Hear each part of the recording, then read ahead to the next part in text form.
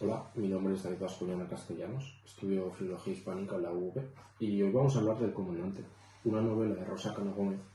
Primero que hay que decir de esta mujer es que si la tenemos que enmarcar dentro de un cuadro de lo que son las generaciones literarias en España, sería parte de los mitos de la guerra, que son aquellos que intentaron, ya que la guerra les quedaba tan lejos, intentaron crear ya no un recuerdo, sino una documentación de lo que había sido la guerra y una memoria colectiva para que no se olvide tanto los crímenes como en general las cosas que ocurrieron.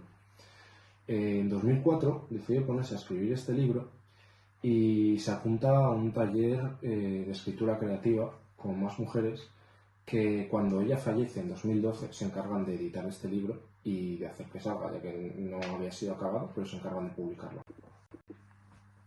La historia empieza con la vida de Luis, un chico de pueblo que desde pequeño le gustan los libros y gracias a un cura de su pueblo puede estudiar en un centro secular de la ciudad. Pero decide volver al pueblo porque allí conoce a María y se enamora de ella y decide marcharse a la ciudad. Allí montan una librería en la que acaban yendo gente ilustre como Azaña y tiene un hijo que se llama Antonio, que acaba siendo amigo de Gerardo, un chico del barrio. Se hacen mejores amigos y cuando estalla la guerra, Luis le pide a Azaña que si puede poner a su hijo en un puesto en el que no le vayan a dar una bala literalmente y vaya a volver en una caja de pino.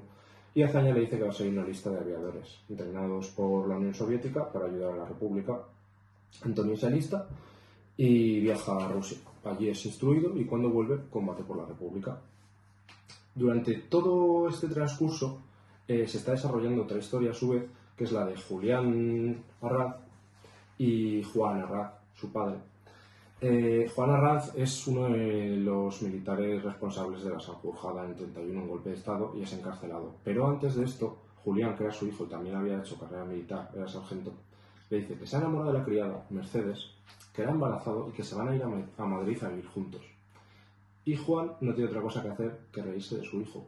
Y Julián dice que desde ese día está prácticamente huérfano para él y no quiere volver a saber de su padre, al que encierran después de lo de la Sanjurjada, pero en el 36 le llega una carta de que su madre ha caído enferma y de que tiene que ir para allá a Sevilla, y ocurre justo cuando lo del golpe. Su padre le pide que se quede unos días ahí y por quedarse esos días que le pide su padre, luego no puede volver a Madrid. Y su padre le hace creer que Mercedes madre y Mercedes hija, su propia hija, han muerto. Y él se convierte en general de los fascistas con el tiempo. Claro, Mercedes madre está en Madrid prácticamente abandonada, cuidando de la hija como buenamente puede, se prostituye por un vaso de leche y hay un momento en el que se muere, pero vivía en el mismo edificio que María, y María y Luis adoptan a Mercedes. Cuando vuelve Antonio de Rusia,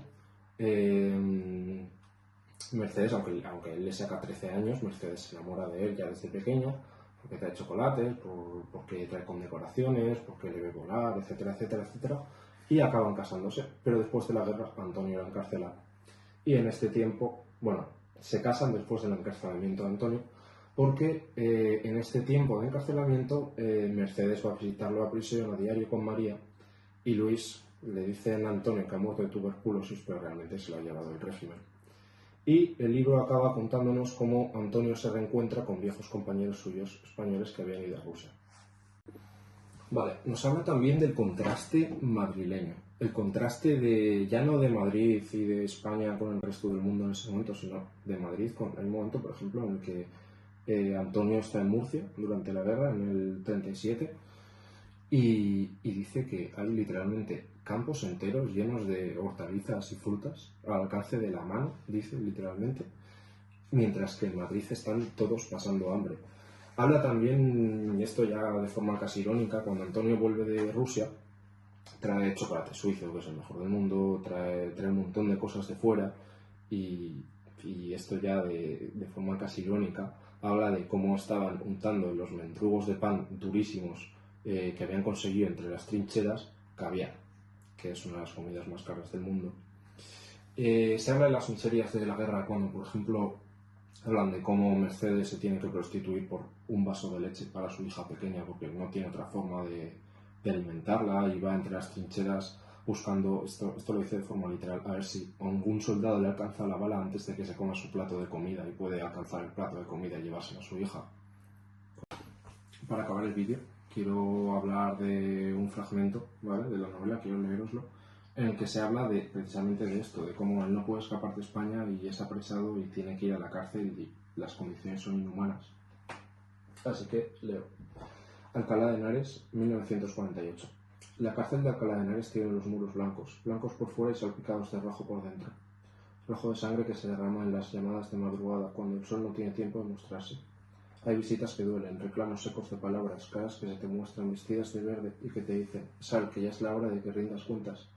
Porque a veces no avisan, se presentan de noche y te interrumpen mientras recuerdas algo. Las visitas de Orlov, los campos sosegados de otoño, el color del mar o el nombre de aquella novia que te esperaba mascando un tallo de trigo entre sus dientes blancos.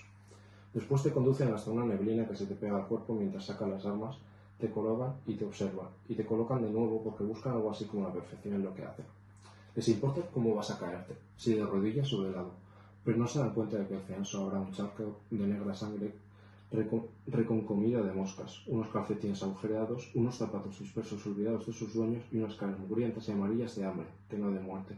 Luego se irán a sus casas al terminar la jornada, y en Alcalá de Henares las paredes serán un poco más rojas, y seguirás pensando en los campos de trigo, en tu jubón de cuero, en el rodar del viento y en el ritmo mecánico de las trazadoras.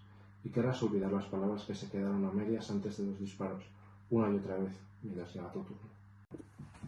Para acabar, decir que este vídeo se ha hecho para el Memory Novel Labs, que se encarga de hacer una memoria colectiva de muchas autoras que se han perdido en la guerra y en el contexto histórico y obras que no llegaron a publicarse.